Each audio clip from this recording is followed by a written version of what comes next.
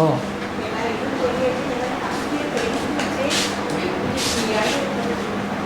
தக்பீர் கட்ட போல மட்டும் எழும்புறீங்க.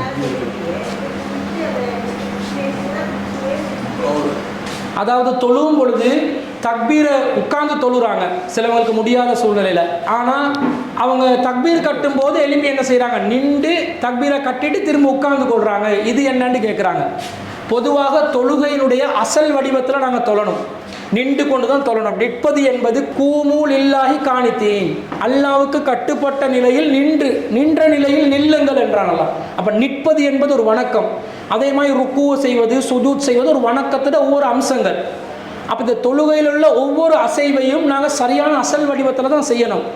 சக்தி பெறாவிட்டால் ரசூலுல்லாஹ் சொல்கிறாங்க, சக்தி பெறாத நிலையில் நின்று தொழ முடியாட்டி உட்கார்ந்து தொழுங்கன்றாங்க. உட்கார்ந்து தொலை சொன்னதே நின்று தொழ முடியாததுனால தான். திரும்ப உட்கார்ந்து கொண்டு மறுபடியும் நின்று கொள்கிறோம் வேண்டாம். அப்போ நின்று கொண்டே தொலை இருந்துச்சே, உட்கார்ந்து தொழுறதுக்கு அனுமதி கொடுக்குறாங்க ரசூலுல்லாஹ். எப்போ நின்று தொழ முடியாதவர் அமர்ந்து தொழட்டும் என்றாங்க. அப்போ அமர்ந்து தொழுவதற்கு அனுமதி கொடுத்துட்டாங்க தானே. அப்போ அமர்ந்துட்டு திரும்ப எதுக்கு நிற்கிறீங்க, நிற்கிறதுக்கு முடியும் வேண்டாம். அப்படி நின்று கொண்டே தொலை இருந்துச்சே, இல்லை மிச்ச நேரம் நிற்க முடியாது. மிச்ச நேரம் நிற்க முடியாட்டி உட்கார்ந்து அப்படியே உட்கார்ந்து கண்டினியூ பண்ணுங்க தொழுகையை என்றது தான் விளங்குது. அப்போ ஒவ்வொருத்தர் ஒவ்வொரு ஸ்டைலில் தொழுறாங்க. ஒன்று நின்று தொழணும், நின்று தொழ முடியலையா உட்கார்ந்தே தொழுங்க. உட்கார்ந்து ஒரு கதிரையிலையோ தரையிலையோ உட்கார்ந்து தொழுகை ஆரம்பிங்க. அந்த நேரத்தில் நீங்கள் நிற்கிறதாக அந்த உட்கார்ந்து கொண்டிருக்கிற அந்த நிலையை நினைப்பீங்க. திரும்ப ருக்குக்கு வரும்போது ஒரு அளவு குனிஞ்சு கொள்வீங்க.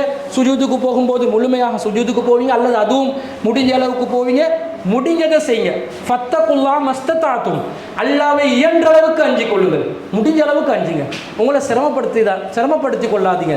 லா யுக்கல்லிஃபுல்லாஹு நஃப்ஸன் இல்லா உஸ்ஸாஹா, எந்த ஒரு ஆத்மாவும் சக்திக்கு மீறி அல்லாஹ் சிரமப்படுத்த மாட்டான்.